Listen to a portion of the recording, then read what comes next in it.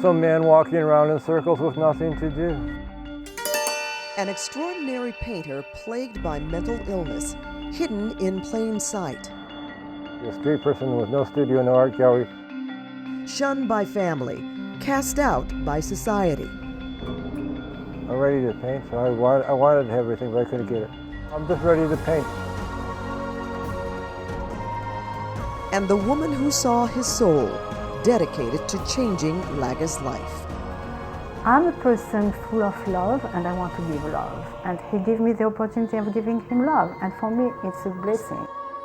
Then I was lucky I ran into Marcel, and now she's got me painting again. It's a rare and almost inconceivable friendship we introduced you to a week ago. The homeless 62-year-old schizophrenic artist discovered on the streets by an elegant, internationally renowned art gallery owner. Through his painting, more he creates, more he will be happy, and more he will be aware about his happiness and what brings him this happiness, and then he's going to blossom. Now, who exactly is William Laga? Could Marcel Dannan be in danger? Questions so many of you asked, and because of our story, today we know much more about the beautiful mind behind these brushstrokes. How do we get the doors open? Oh, he wants the doors open. When I first met Laga in Dannan's Atmosphere Art Gallery in Los Angeles, he was skittish, suspicious, rambling at times. Yeah, okay. I'm going to stand by the door and answer questions now, okay? Because he's scared by confined spaces, we talked by the open door. He had trouble finding the right words to describe his technique, but it didn't take words to understand. I often think to myself, if Van Gogh or Basquiat were on the streets of Los Angeles today, we'd walk to the other side of the street. Nancy Carter, the executive director for the National Alliance on Mental Illness Urban Los Angeles, tells me many suffering with mental illness often excel and express themselves through art, though most never reach their full potential because those afflicted are often thrown away by society. Mentally ill people lose their friendships, some of them lose their families. And that's exactly what put Laga on the streets. We found his family on Facebook. They live in Michigan. We learned his mother, in her 80s, is still alive. He has no brothers or sisters. A cousin told us Laga ran away from home after his family tried to hospitalize him to treat his disease. Being so young, he was hard to track. Slowly, Laga just slipped away from his family and into society's shadows.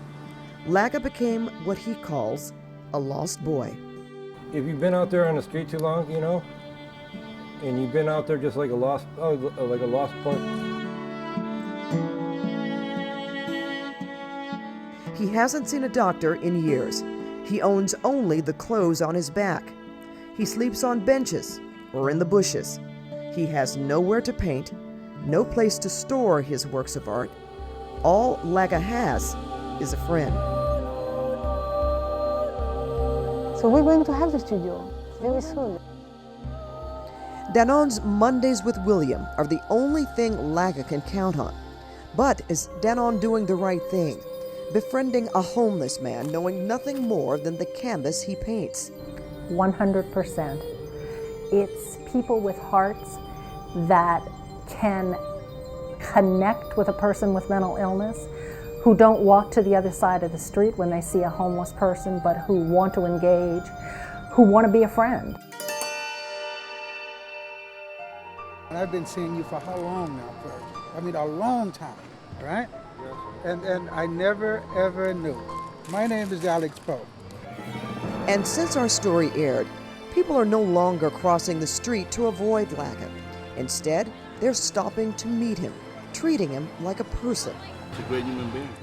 The master of Westwood. So this is where... For the first time in almost 47 years, his life has worth. He's acknowledged, uplifted, even celebrated. With each Monday, his shadow slowly turns into light. A lost boy finding his way home.